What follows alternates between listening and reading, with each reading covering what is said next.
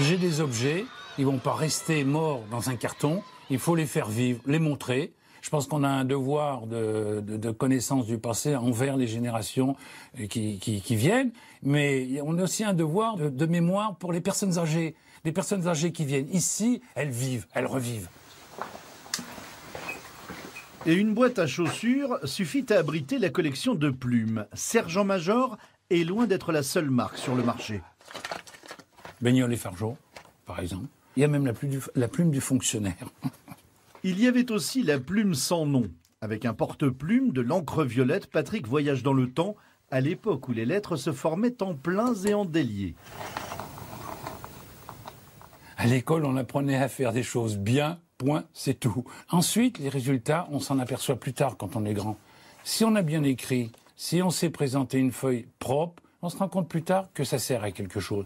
Quand on est gamin, peut-être pas trop, hein. On subit le maître. Il y a des apprentissages qui disparaissent, puis reviennent, comme la morale. Voici le cahier de l'instituteur dans les années 30 ou 40. L'instituteur, les devoirs envers l'instituteur. Notre maître peut être considéré à juste titre comme notre premier bienfaiteur, après nos parents. Bonjour. Patrick aime partager, accueillir des enfants, leurs parents, des voisins, pour faire revivre l'école d'antan. Alors, on est prêt pour la visite? Oui. Je me change. Hop là! L'instituteur du début du XXe siècle accueille Émilie, Marc, Jade et Baptiste en pantalon noir, cravate, blouse. Les enfants s'assoient devant. Je vais vous montrer le plus vieux cartable que j'ai dans ma collection. Voilà. Vous savez en quoi il est ce cartable? En bois?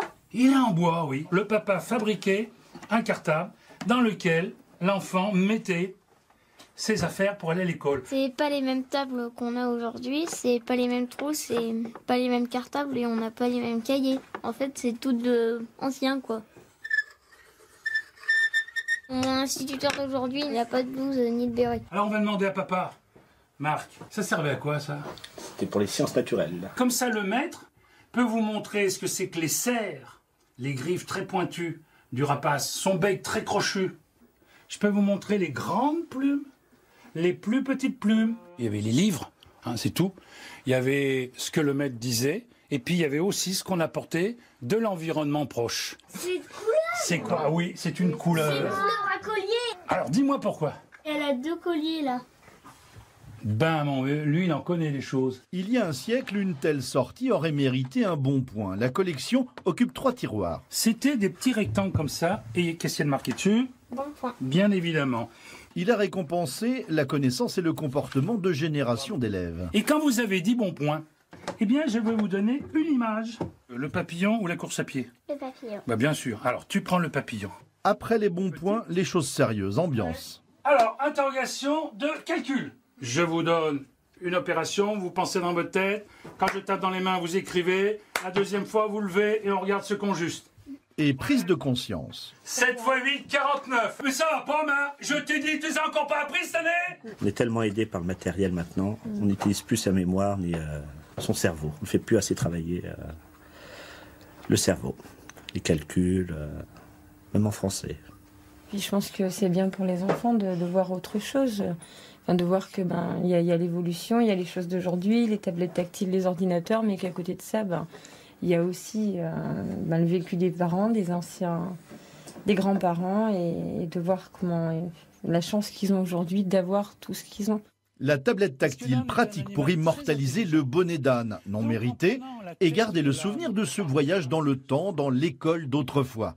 Patrick aime conserver les objets, comme ces médailles du mérite valables une semaine, à porter sur la blouse, mais surtout les histoires qui vont avec. Ce drapeau provient d'une grand-mère du nord de la France qui m'a envoyé en même temps le brassard, voyez, souvenir du certificat d'études.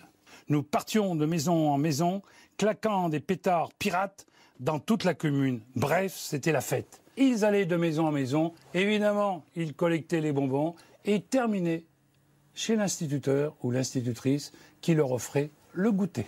Pièce précieuse de cette collection, le fusil des bataillons scolaires mis en place après la guerre de 1870 contre la Prusse. La gymnastique est née à la même époque. Il fallait fortifier les enfants pour qu'ils soient de bons Français bien costauds. Toto, Titi, ri, toto à ri, ra. Cette méthode de lecture s'appelait avec humour, sans larmes et en riant. Les manuels scolaires, c'est ce que préfère cet ancien instituteur. Il en possède 1 millier avec un best-seller, Rémi et Colette.